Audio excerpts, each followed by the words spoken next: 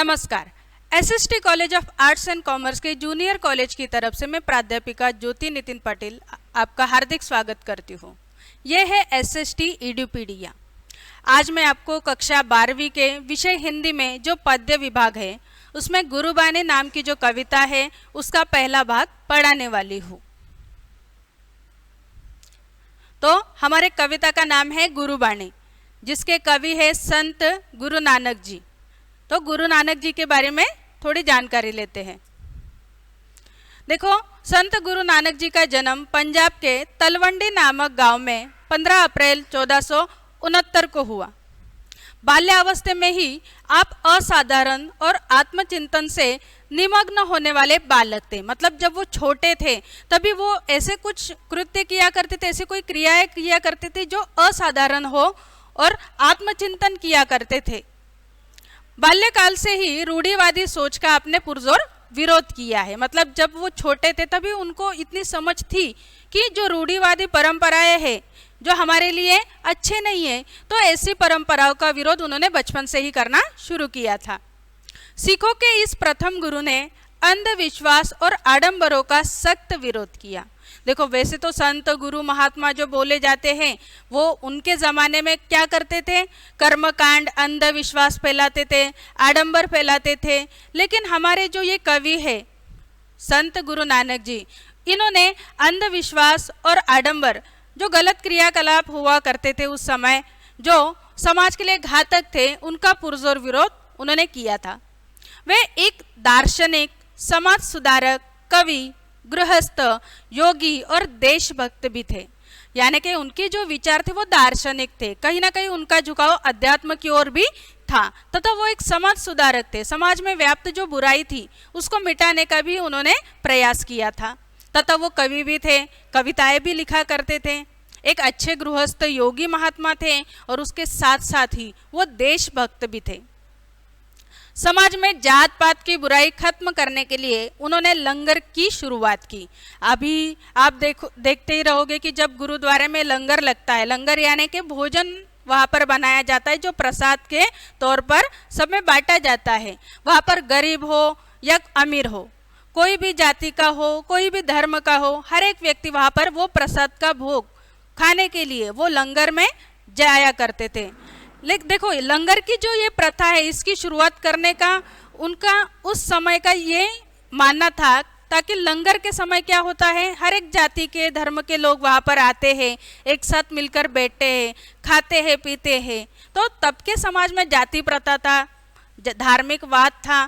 तो ऐसे समाज में एकता प्रस्थापित करने के लिए उन्होंने लंगर की शुरुआत की, तथा उनके भावुक हृदय ने प्रकृति से एकात्म होकर जो अभिव्यक्ति की है वो तो अद्भुत ही है।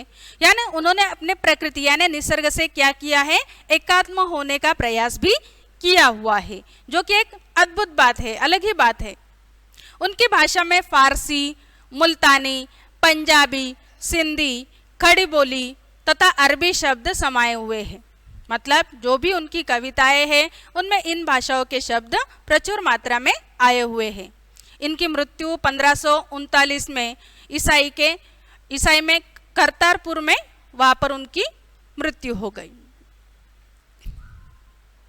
इनकी जो प्रमुख कृतियाँ हैं, सबको पता है कि गुरु ग्रंथ साहिबा उनकी एक प्रमुख कृति है। इसे धर्म ग्रंथ भी माना जाता है सिखों का।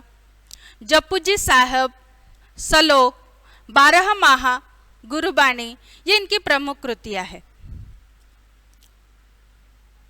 अभी इनकी जो कविता है वो कौन सी विधा की कविता है इसके बारे में जानकारी लेते हैं। इन्होंने जो ये कविता रखी हुई है ये पद काव्य है। पद काव्य जो होता है वो गेय शैली में होता है, यानी उसे गीत के तौर पर गाया भी जा सकता है। इसका विकास लोकगीत की परंपरा से ही माना जाता है। यानी गेय शैली की ये पद काव्य जो कविता है वो लोकगीत है। असल में लोग एक साथ आकर ये गीत भजन के तौर पर गाया करते हैं। यह एक मांत्रिक छंद की श्रेणी में आता है। यह उससे संबंधित राग से ही गाया जाता है। मतलब जो कविता जिस मोड में आती है, जिस माध्यम में आती है, वही माध्यम से ये कविता गाई जाती है। अगर ये भजन में आती है तो भजन के तौर पर गाई जाती है, समाज सुधारक के सुधारणावादी विचार से हो तो उसी माध्यम से गाई जाती है। मतलब गाने का जो रुख होता है वो विषय के अनुसार होता है। तथा टेक इसका विशेष अंग है। बीच बीच में एक टेक लिया गया है जिसे हम कॉमा कहते हैं, वो कविता में लिए गए हैं, जो इस कविता की विशेषता है। साहित्य में पद शैली की दो परंपराएं होती है, ये हमने पहले भी सीखा है। एक होती है संतों की शबद और दूसरा होता है कृष्ण भक्तों की परंपरा। तो ये संतों के शबद में आती है। अभी इस कविता में क्या दिया गया है, तो प्रस्तुत पदों में कवि ने गुरु का महत्व बताया है, गुरु की महत्ता बताई है, महिमा बताई है। गुरु के बिना कोई भी ज्ञान हमें नहीं मिल सकता, इसके बारे में बताया है। तथा कर्म की महानता, मतलब सबसे श्रेष्ठ अगर कोई है तो वो है कर्म। इंसान ने अपने कर्म अच्छे से करने चाहिए, उसके बारे में बताया है। सच्ची शिक्षा दी है, नामस्मरण का फल आदि विषयों को इन्होंने इन कविता से व्यक्त किया है। भगवान का जितना आप स्मरण करोगे उतनी सुबुद्धि आपको प्राप्त होगी और आप भगवान के और नजदीक जा पाओगे। संसार मनुष्य की जाति का नहीं बल्कि उसके अच्छे कर्मों का ही सम्मान करते हैं। देखो, कोई जाति से, धर्म से या वर्ग से कोई श्रेष्ठ नहीं बनता है। तो संसार में मनुष्य श्रेष्ठ किससे बनता है, तो उसके कर्म से। जब वो अच्छे कर्म करता है तभी वो संसार में श्रेष्ठ माना जाता है, लेकिन बुरे कर्म करने वाले तो समाज उन्हें याद भी नहीं रखते। तो यही संदेश इस कविता द्वारा दिया गया है। कविता के लिए शुरुआत करते हैं। नानक गुरु न चेतनी मनि आपने सुचेत, छूते तिल बुआऊ जीव सुए अंदर खेत, खेते अंदर छूट्या कहू नानक सहू नाह, फली अही फूली अही बुढ़ पे भी तन बिच स्वाह।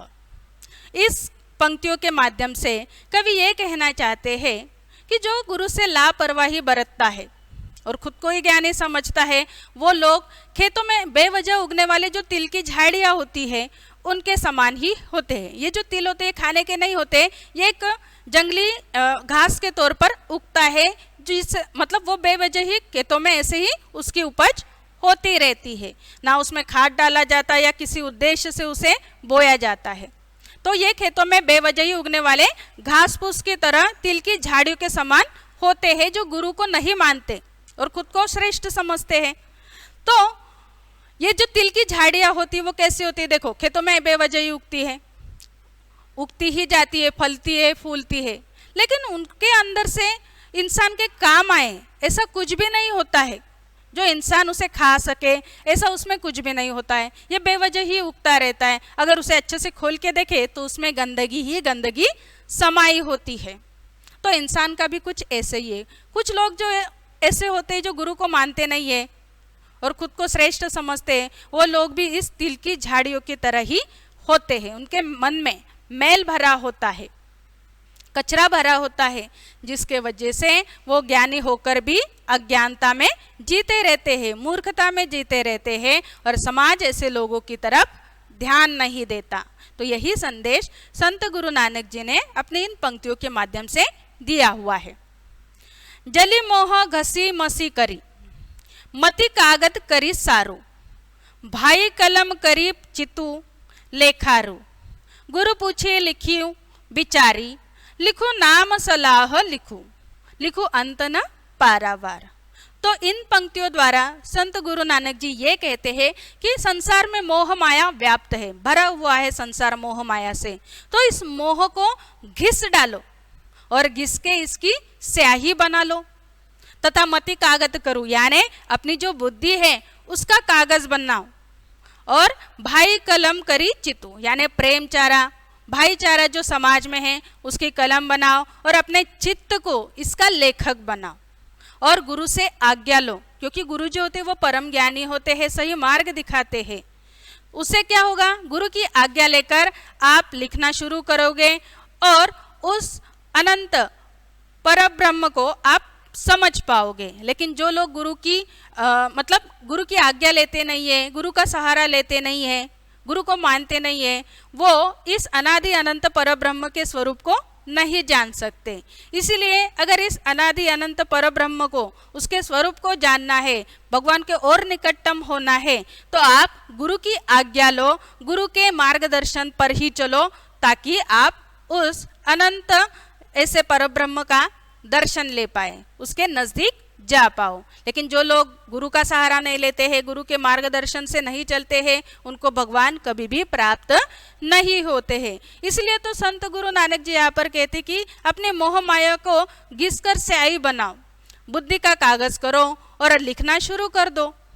लिखने की जो कलम रहेगी वो भाईचारे की रहेगी, और अपने चित्त को इसका लेखक बनाओ, गुरु की आज्ञा लो और लिखना शुरू करो, ताकि आप भगवान को प्राप्त कर पाओ। तो आज की इस कविता की इन पंक्तियों में हमने ये सीखा कि गुरु की महत्ता कितनी ज़्यादा है, गुरु का महिमा अनादि अनंत है, गुरु के बिना ज्ञान नहीं प्राप्त होता है। यही संदेश इन पंक्तियों द्वारा संत गुरु नानक जी ने दिए हुए हैं। अभी इसके आगे की जो कविता, इसके आगे की जो कविता है वो नेक्स्ट वीडियो में आपको मैं सिखाऊंगी। तब तक हम इस कविता के जो कठिन शब्द है उन पे ज़रा नज़र डालते हैं। चेतनी, चेतनी का मतलब होता है समझ यानी ज्ञान। सुचेत, सुचेत यानी सावधान, सावधानी बरतना, सतर्क रहना यानी सुचेत। बुआऊ, बुआऊ यानी बीज बोना। सऊ, सऊ का मतलब होता है ईश्वर। मसी, मसी यानी बुद्धि। चितु, चितु का मतलब होता है चित्त, जिसे हम मन कहते हैं। पारावार, पारावार यानी कोई सीमा न रहना। तो आज के कविता में हमने ये सब सीखा। इसके आगे की कविता हम अपने अगले वीडियो में पढ़ने वाले हैं। इसके लिए आपको क्या करना पड़ेगा, हमारा SST चैनल का जो SST एडुपीडिया चैनल है वहाँ पर आपको सब्सक्राइब करना पड़ेगा। धन्यवाद।